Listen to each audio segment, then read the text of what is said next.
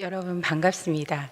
지난주에 뵙고 다시 뵈니까 더 반가운 마음이 제 안에 일어나네요. 그리고 저 자리에 앉아서 기도를 들으면서 함께 하면서 제 안에 두세 사람이 내 이름으로 모인 곳에는 나도 너희와 함께 있겠다 하셨던 예수님의 말씀, 오늘 나눌 말씀에 들어가 있기도 하지만 그게 다시 떠올랐어요. 그래서 이 자리에 저와 여러분만 계신 게 아니라 주님이 우리와 함께 여러분 안에서 감동도 시켜주시고 들을 걸 듣게 하시고 또 제 안에서 나누어야 될 것들을 생각나게 해주실 줄로 그렇게 함께하는, 그래서 가슴 뜨거워지는 시간이 될 줄로 믿습니다. 반갑습니다. 오늘 설교는 지난주 설교가 설교라기보다는 강의 같고 강의라기보다는 설교 같을 거라고 말씀을 드렸는데 어땠나요? 그러했나요? 네, 오늘 설교는 설교라기보다는 강의에 훨씬 가깝습니다. 여러분들이 이제 한 달 앞두고 새로운 마을을 시작하신다고 하셔서 이제 그에 맞게 제가 요청을 받은 부분이라 마을이 어떤 곳이어야 하는지를 조금 더 이렇게 말씀의 근거에서 그리고 기독교 영성에서 제가 아는 베이스먼트를 가지고 여러분들과 나누려고 합니다. 시작하면서 여러분들에게 질문을 드리고 싶습니다. 여러분은 나의 인생 가운데서 나를 진짜 제대로 알고 나를 이해하는 한 사람을 갖고 계십니까? 어떤 분은 남편을 떠올리거나 아내를 떠올리실 수도 있고요. 어떤 분은 오랜 동안에 연을 끊지 않고 힘들 때마다 연락하는 한 친구를 떠올리실 수도 있겠습니다. 또 어떤 분은 사람은 없어. 나는 내 속을 진짜 나도 잘 모르는데 그냥 새벽에 어두운 미명에 주님 앞에 엎드려서 이야기할 때 왠지 모르지만 주님이 내 가슴 속에 마음들을 아시는 것 같아. 그 주님 앞에 앉는 시간이 나를 여기까지 오게 했어 라고 얘기하시는 분도 계실 겁니다. 다 맞는데요. 이 모든 것들도 없다고 느끼시는 분들이 오늘 현대를 살아가는 현대인들에게는 정말 많습니다. 그래서 지금은 뉴스 저편으로 많이 사라진 이야기들이 아직도 진행되고 있는 이야기들이 많이 있고요. 그런 고독, 지독한 고독 때문에, 지독한 외로움 때문에 견디다 못해서 생의 희망을 놓아버리는 분들도 정말 많습니다. 근데 제가 한때 자살 교육에 대해서 이렇게 리서치를 하다가 알게 된 사실 중에 하나인데, 그렇게 자살하시는 분들이 생을 마감하기 전에 꼭 들러보는 장소 중에 하나가 교회라고 합니다. 왠지 모르게 교회에 오면 내 이 속에 있는 갈증을 알아주는 사람이 있을 것 같고 뭔가 해결점을 찾을 것 같다라는 느낌에 교회의 문을 두들겨 본다고 합니다. 근데 이분들이 적극적이지 않고 그냥 와서 한귀퉁에 있다가 여전히 아니네 하고 실망하고 돌아가서는 생을 마감한 케이스들의 보고들이 왕왕 있습니다. 그래서 제가 오늘 나누고 싶은 이야기는 그런 답답한 가슴을 가졌을 때에 그 답답한 가슴을 듣고 해갈할 수 있는 공동체는 어떤 공동체인가 하는 부분을 두고 얘기를 나누고 싶습니다.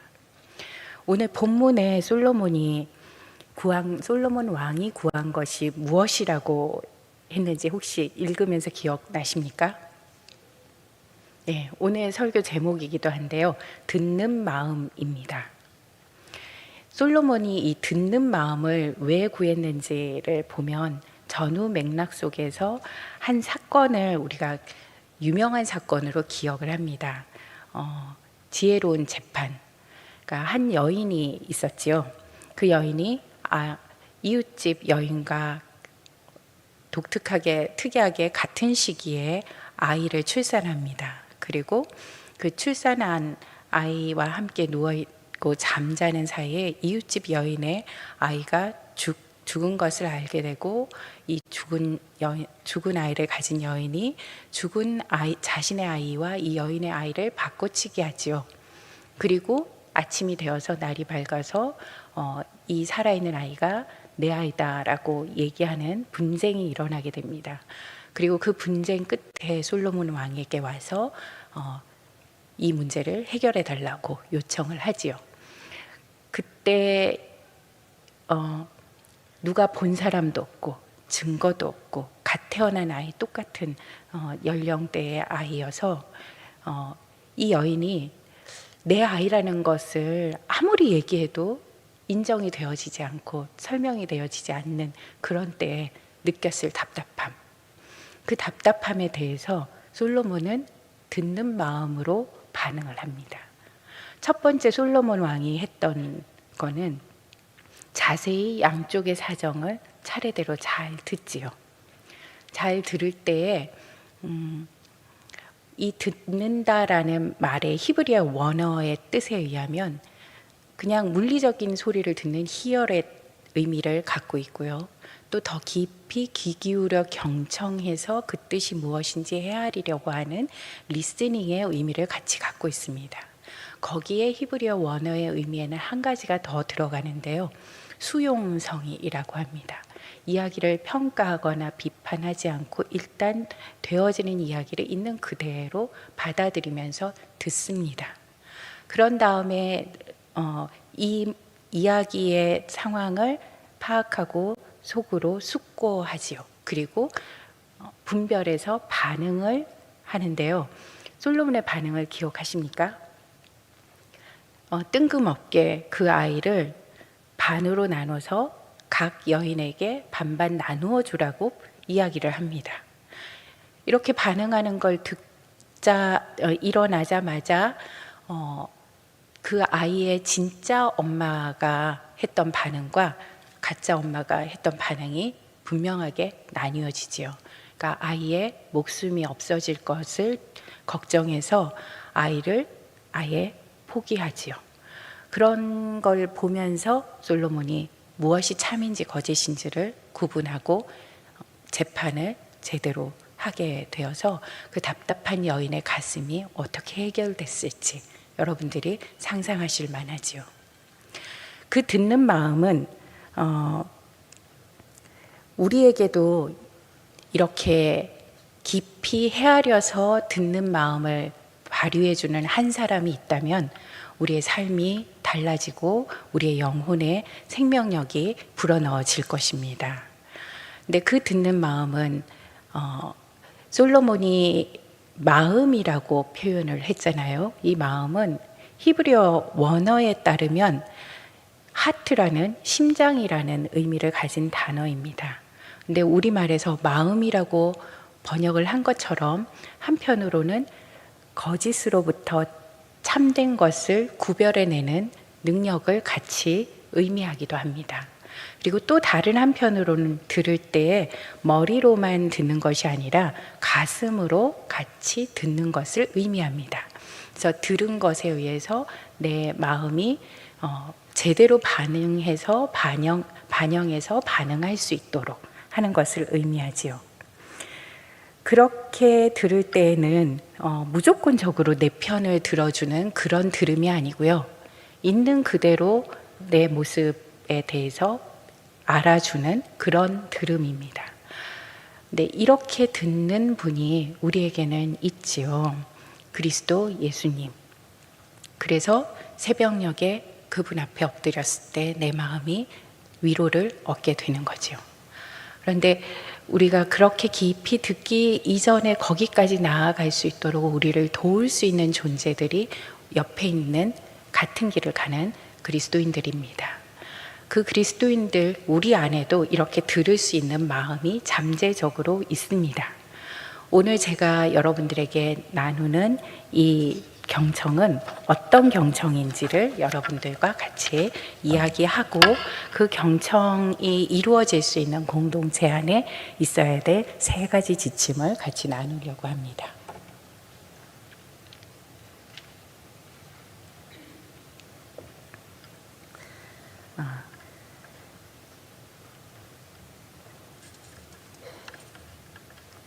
얘기를 하다 보니까 제가 이 부분까지 다 얘기를 한 것 같네요. 그래서 솔로몬이 구한 듣는 마음, listening heart라고 하는 이것은 하나님이 자기 백성인 우리를 귀 기울여 듣고 헤아려 이해하고 들을 수 있는 그런 마음의 하나의 능력입니다. 이거는 지시하거나 군림하거나 자기 주장을 관철시키는 그런 왕의 마음과는 좀 대조적이지요. 오히려 백성들을 정말 잘 이해해서 제대로 도와주고 싶어하는, 섬기고 돌보고 싶어하는 마음, 사랑에서 나온 거지요. 그래서 이 듣는 마음은 사랑이 동기가 된 섬김이고 섬기는 능력이다 라고 말씀드릴 수 있습니다. 이 듣는 마음에서는 여러분들에게 사랑의 마음이 있어야 되고 그 다음에 그 마음에 따라서 들을 줄 아는 능력이 있어야 된다는 이 2가지 키포인트를 기억하시면 좋겠다 생각합니다. 그래서 이렇게 들었을 때는 무슨 일이 일어나냐? 솔로몬에게서는 지혜로운 재판이 일어날 수 있어서 원래 백성들을 섬기고자 했던 그런 진정한 사랑이 실현되게 된 것이라면 우리들에게는 영적인 친구에게서 이런 들음을 받았을 때 무슨 일이 일어나냐면 이 들음은 최고의 선물로서 하나님의 임재를 더 잘 인식하는 삶을 살도록 돕는 것이라고 얘기합니다. 그래서 이 세상이 단지 내 눈에 보이는 만모니즘이 물질주의가 만능이 된 그런 것에 의해서 움직이는 세상이 아니라 살아계신 하나님이 여전히 우리의 아버지 되신 하나님이 주인 되는 세상이라는 것을 상기시켜 주게 되고요. 그래서 그 아버지의 목소리를 세미하지만 들을 수 있고 그분의 임재를 늘 의식하면서 그분의 현존 앞에서 계속 삶의 여정을 쫓아갈 수 있도록 돕는 것. 그리고 하나님이 각 사람에게 의도하신 모든 것을 이룰 수 있도록 돕는 도움을 받게 됩니다. 결국은 진짜 우리의 부르심의 삶을, 부르심을 받은 그리스도인의 삶을 성취해내는 거지요. 그럼 이제 궁금하지 않으세요? 어떻게 들을 때 이 같은 일이 가능해질까? 어떤 들음이 그런 들음일까? 이렇게 궁금해지는데요. 제가 3가지 예를 들어서 설명해 드리고 싶습니다. 첫 번째는 혹시 그 앵무새 죽이기라고 우리말로 번역되어 있는 책을 읽어보신 적이 있으신지요? 이 소설은 아직 미국에서 흑인 인권이 충분히 인정되기 전에 흑인과 백인이 함께 이웃을 삶고 살아가고 있을 때 일어나는 불합리한 정서와 행위들이 담겨 있는 것을 한 여자아이의 소녀의 눈에 비친 대로 기록되어 있는 소설입니다. 네, 당시에 그 마을에 살인이 발생하게 되었을 때 그 살인범으로 이웃집에 있는 흑인 남자를 겉으로 볼 때 늘 무뚝뚝하고 말이 없고 뭔가 음산한 느낌이 든다. 이렇게 해서 범인으로 예상하는 그런 루머들이 있는 상황에서 이 여자아이가 아버지에게 묻습니다. 사람을 진짜 어떻게 알 수 있나요? 이렇게 질문하는 데에 대해서 아버지가 한 말이 이 말입니다. 내가 그 사람의 피부 속으로 들어가서 걸어 다녀 보기 전에는 그 사람을 정말 안다고 말할 수 없다. 이 말의 의미가 전달되십니까? 내가 한 사람을 알기 위해서는 그 사람의 피부 속으로 들어간다. 그 피부위를 거닐어 본다. 어떻게 피부위를 거닐어 보겠어요? 이 이야기는 그 사람의 겉모습만 가지고는 알 수 없다. 겉으로 드러나고 순간순간 비춰지는 행동, 반응으로 내가 그 사람을 평가한다면 잘못된 판단이고 평가다라는 이야기죠. 그 사람 속으로 들어가서 그 사람이 내면에서 무엇을 경험하고 느끼고 하는지를 함께 경험하고 그 경험을 공유할 때 비로소 그 사람을 내가 조금 알게 된다라는 의미의 말입니다.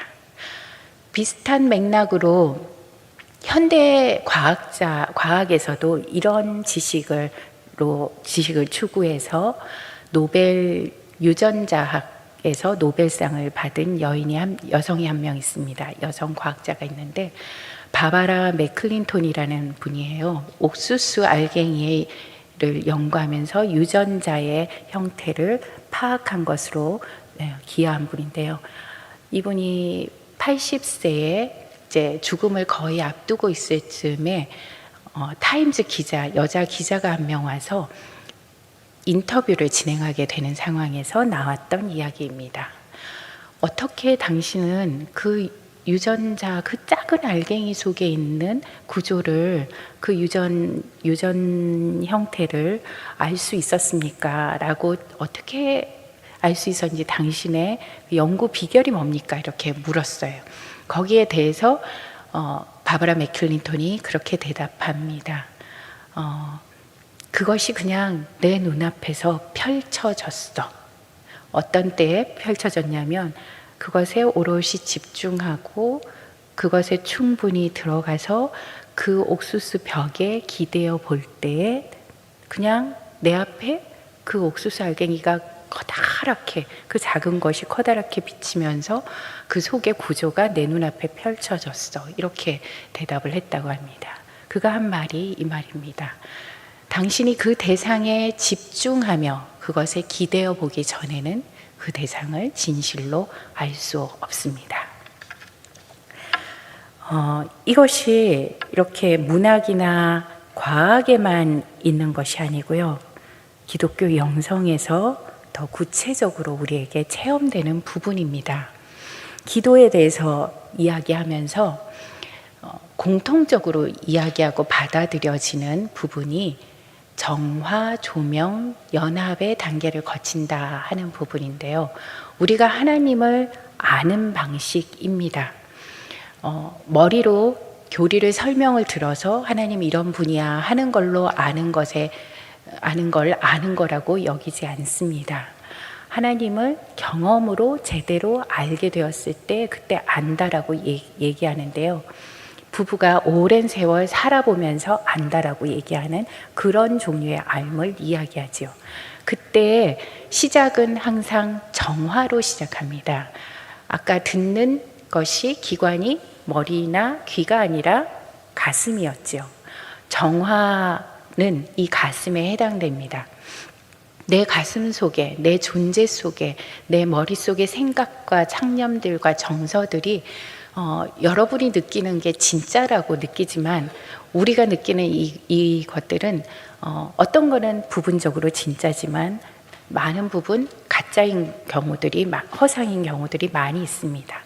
이러한 상념들과 생각들이 정화되어서 깨끗하고 순전한 마음이 되었을 때에 우리는 하나님을 볼 수 있습니다. 마음이 깨끗한 자는, 마음이 청결한 자는 복이 있나니 그가 하나님을 볼 것이며 천국이 저희 것이며, 마태복음에 나오는 예수님의 산상수 말씀이시죠. 그래서 치우치지 않은 깨끗한 마음으로 하나님을 있는 그대로 바라볼 때에 하나님이 자신을 나에게 계시해 주십니다.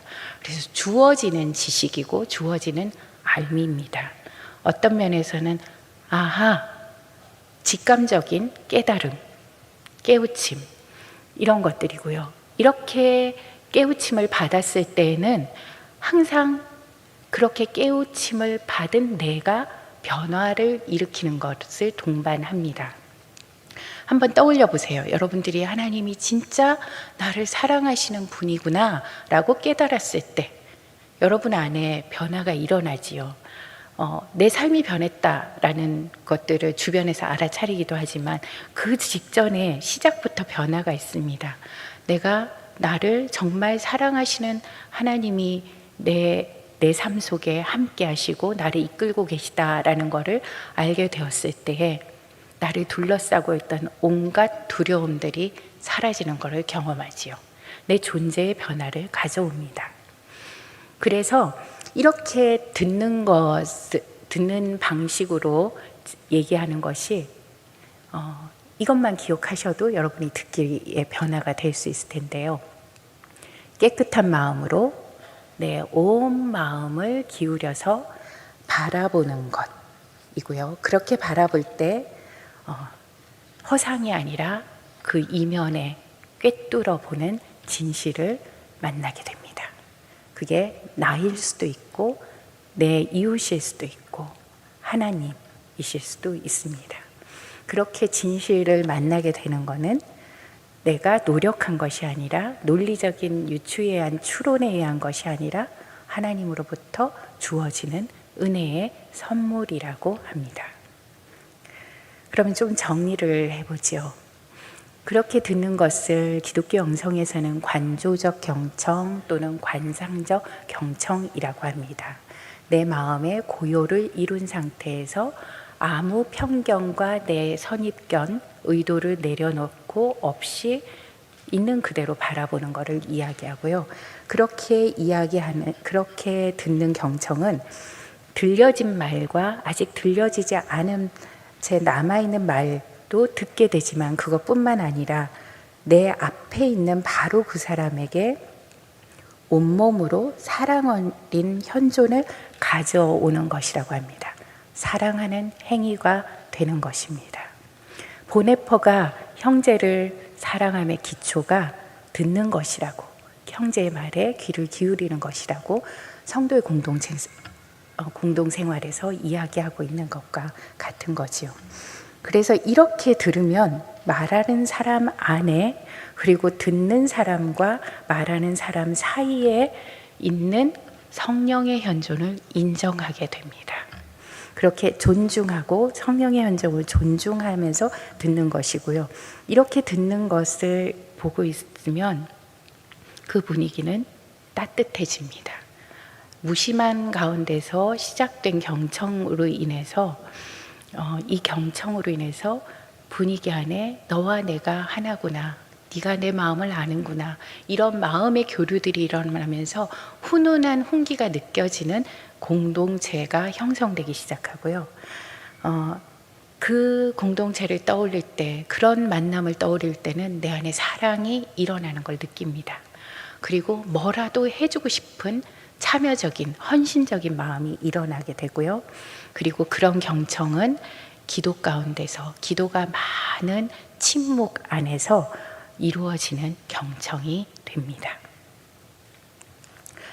이때의 침묵은 종종 한두 마디 말, 그래 고생했어, 그래 내가 알아, 이런 한두 마디 말만으로 충분하거나 어떤 때는 그냥 손을 잡고 가만히 앉아 있어주는 그 순간을 같이 공유해주는 그것만으로도 충분한, 그래서 상대의 그 어마어마한 마음의 회오리 바람이 있는 그 순간을 그대로 존중하고 지켜주는 그런 경청이 됩니다. 이때 경청은 상대방에게 전적으로 집중하기 위해서 잠시 내 안에 있는 나 자신의 역동들과 생각들과 관심들을 옆으로 제쳐두는 사랑의 행위를 포함합니다. 이렇게 경청하기 위해서 꼭 필요한 첫 번째 스텝이 있는데요. 그거는 내가 나로 존재하는 것입니다. 왜냐하면 이 인용문에서 그 이유를 설명하고 있는데요. 주의 깊게 경청하기 위해서 끝이 없는 활동과 소음을 내 마음에서 비우는 것 외에 내가 존재하는 것에 더 익숙해져야 하는데, 이유는 존재하는 것을 통해서 알아차림이 발달된다는 것입니다. 더 깊게 듣게 할 뿐만 아니라 내 내면의 소리에 민감하게 초점을 맞추게 합니다. 여러분이 말씀 앞에 다가가서 말씀에 귀 기울이기 위해서 행위를 이렇게 할 때 말씀에 깊이 빠져들어가면서 이해되어지는 순간을 떠올려 보면 여러분은 처음에 그 자리에 앉지요. 그리고 나를 육체적으로 정지시키고요. 그 다음에는 내 마음에 있는 상념들을 다 아래든지 내려놓든지 그걸 옆으로 제껴놓든지 하셔서 내 마음을 정지시키고 오직 들려지는 말씀을 듣기를 원하는 마음의 상태가 되지요. 그때 내 마음은 불안합니까? 어렵습니까? 편안하지요. 그게 존재함의 모습 중에 하나입니다. 내 마음이 고요하고 편안하게 나로 지금 현재의 모습대로 있을 수 있는 것. 그렇게 할 때 들리는 것이 뚜렷하게 들립니다. 어떤 단어가 크게 다가오는지 내 마음에서 알아차려지고요. 그때 그 단어를 받을 때에 내 마음이 어떻게 움직이는지도 느껴지게 됩니다. 그래서 존재할 수 있어야 이렇게 들을 수 있고요. 내 마음의 내면의 움직임들을, 파동들을 느낄 수 있게 되면서 제대로 들을 것을 듣게 되는 거죠. 그래서 온 힘으로 귀를 기울여서 깊게 이렇게 듣는다면 언제나 만나게 되는 것은 하나님입니다. 이런 경청 경험해보고 싶으십니까? 네, 감사합니다. 제가 그 할 말씀 듣기 위해서 여기까지 어렵게 돌아와서 설명을 했습니다. 그러면 제가 알고 있는 비밀을 나눠드리겠습니다. 그런 경청이 일어나는 공동체가 어떤 공동체이고 어떤 것들이 필요한지, 그런 경청이 일어나는 공동체가 사실은 진짜 그리스도인의 공동체입니다. 그리스도께서 중심에 현존하는 공동체고요. 그래서 두세 사람이 내 이름으로 모인 곳에는 나도 그들과 함께 있느리라는 약속이 이루어지는, 그것을 경험하실 수 있는 공동체여서, 그걸 위해서는 두세 사람이 내 이름으로 모인다라는 조건이 들어가지요. 그럼 내 이름으로 모인다라는 뜻은 그리스도의 현존을 인정한다, 인식한다, 의식한다 라는 뜻입니다. 그래서 그리스도의 현존을 인정하고 인식하는 공동체, 그곳에는 주님이 항상 함께 하십니다. 그리고 그때에는 일어나는 현상이 사랑으로 서로를 위해서 진심으로 기도하는 마음을 나누게 되지요. 우리가 마음에 그릴 공동체 모임의 이미지는 이런 걸 거예요. 중심에 그리스도가 계시고요. 그리스도의 현존이 따뜻하게 느껴지고요. 모두가 그리스도께 시선을 고정하고 있고요. 그렇게 거기서부터 대화가 시작되는 거죠. 그래서 그리스도를 한번 보고 내 옆에 있는 이웃을 바라볼 수 있는, 그것이 반복되어지면서 그리스도께로 더 하나로 되어서 모여져 가고 깊어져 가고, 그런 모임 안에는 깊은 진실이 아픈 진실까지도 나누어져도, 부끄러운 진실까지도 나누어져도 안전하고 따뜻하고 괜찮다라고 느껴지는 거죠. 우리의 영혼이 이런 공동체를 필요로 합니다. 이런 공동체가 되기 위해서 몇 가지 지켜야 될 지침이 있는데요. 노력해야 될 지침이 있는데요. 첫 번째는 그 공동체에 왔을 때 내 영혼이 안전하고 쉼이 있구나 하는 느낌이 드는 그런 환경을 만들어 주는 겁니다. 네, 그렇게 만들기 위해서는 누군가가 좀 어설픈 이야기를 해도 쉽게 판단하거나 정죄하는 움직임에 반응들이 나타나면 마음이 닫혀버리겠지요. 안전하지 않다고 느껴서 사람들은 나도 모르게 여기는 어떤 곳인가, 내가 어디까지 나눠야 될까, 이런 것들을 가늠하면서 듣고 탐색을 합니다. 모임에 오면은. 여러분도 그러시죠? 저도 여기에 서면서 이곳에는 내가 어디까지 얘기할 수 있을까? 혹시 내가 인간이라 실수할 수도 있는데 그걸 왜곡되게 꼬투리 잡진 않을까? 이런 생각들을 하면서 믿음의 걸음을 한번 내디뎌 봅니다. 그래서 조그마한 비밀부터 우리는 털어놓기 시작하지요. 안전하다고 느꼈을 때. 근데 그렇게 털어놓은 것이 이렇게 한 바퀴 돌아서 어마어마하게 이상하게 왜곡돼서 들려오면 그때 우리는 엄청난 상처를 받게 됩니다.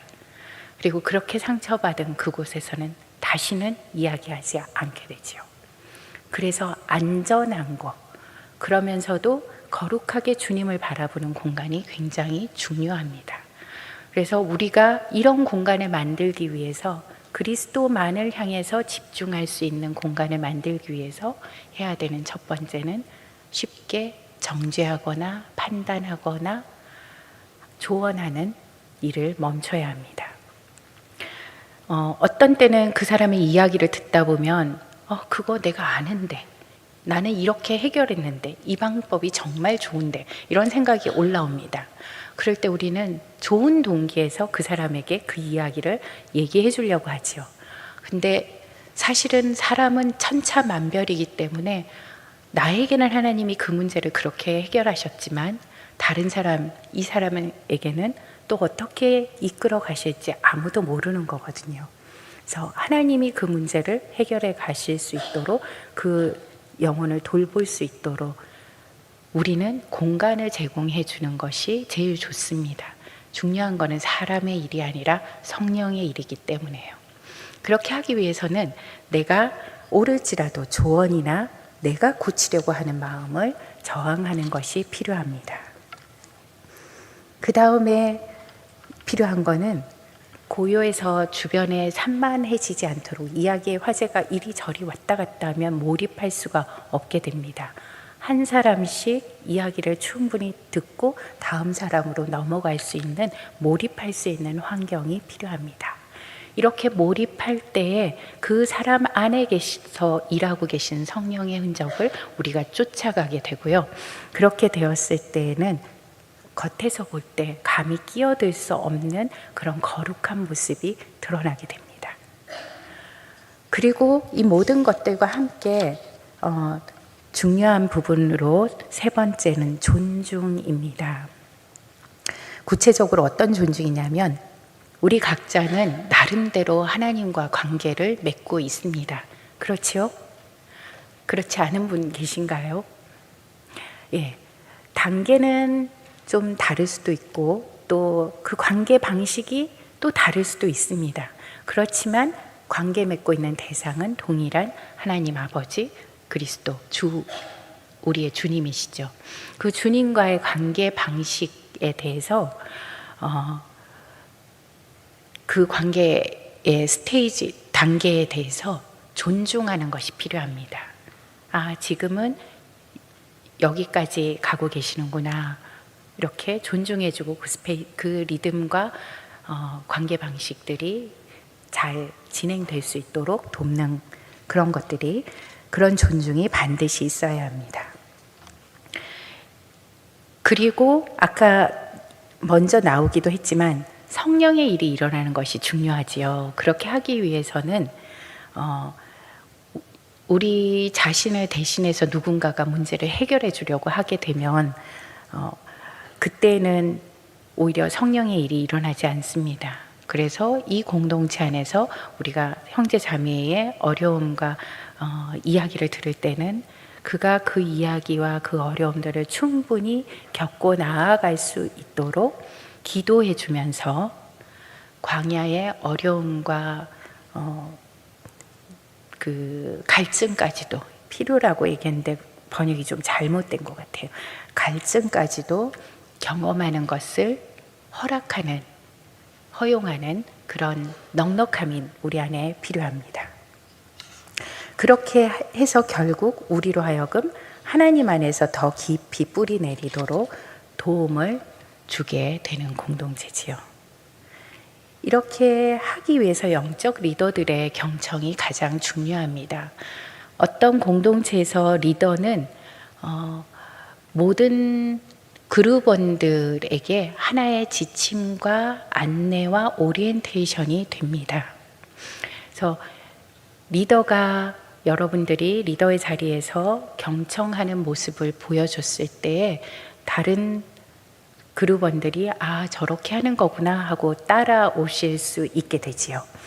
그래서 리더들의 경청이 중요한데요. 이 리더들의 경청을 통해서 안전한 공간을 제공하고 유지하는 것을 지속하실 수 있습니다. 때에 따라서 잘못된 질문, 반응이나 이런 것들이 나올 때에 도움이 되지 않는, 잘못이라기보다는 도움이 되지 않는 반응이나 이런 것들이 그룹원들 속에서 역동을 일으키게 되면 그걸 잘 파악하시고 잠시 부드럽게 멈추시고 방향을 틀어주실 수 있는 그런 것까지 리더십에 해당이 되는 거지요. 그래서 리더가 하는 경청은 마음 수준에서 듣는 것을 포함하고요. 그룹원들이 깊고 정직하게 공유할 수 있는 안전한 공간을 만들고 유지하고요. 그룹원들이 공동체 식구들이 신앙적인 질문과 신앙적인 이야기를 할 때에 하나님을 발견하고 하나님이 그들을 통해 어떻게 말씀하시는지를 확인해 볼 수 있고 그것을 증폭시켜서 삶 속에서 은혜의 영감을 알아차려 따르도록 돕는 것입니다. 이렇게 그룹을 만들기 위해서 한 가지 예로 몇 가지 지침을 여러분들에게 나눠드릴 수 있는데요.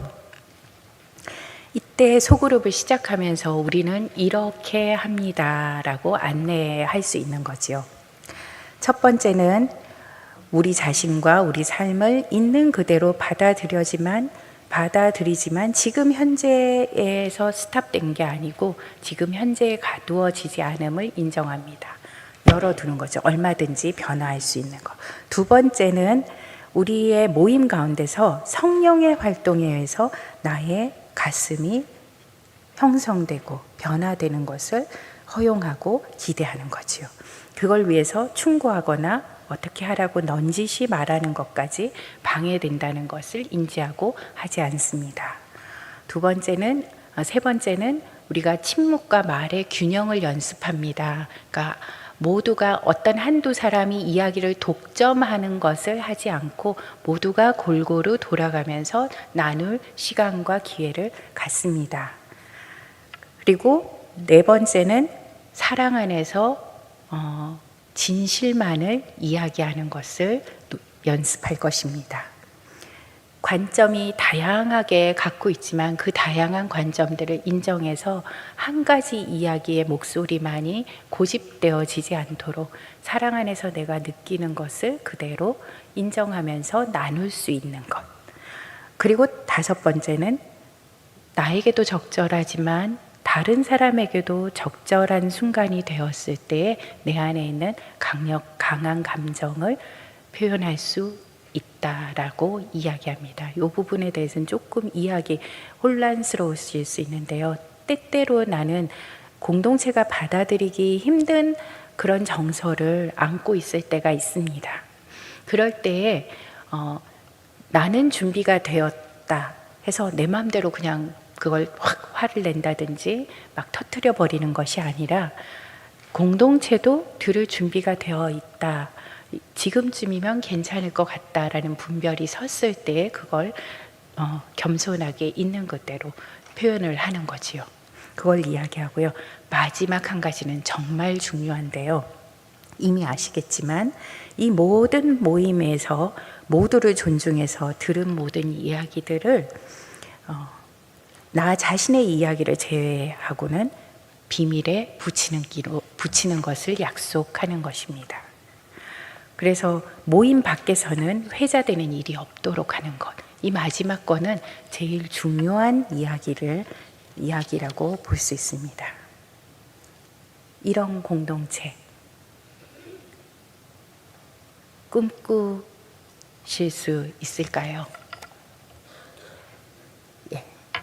주님께서 이런 공동체 여러분 한 분 한 분에게 꿈꾸게 하시고 또 구체적으로 한 걸음 한 걸음 인도하셔서 여러분들이 내년 이맘때쯤 나 이 공동체 경험했어 하는 경험담들이 생기셨으면 좋겠다는 바람을 개인적으로 가져봅니다. 기도하겠습니다.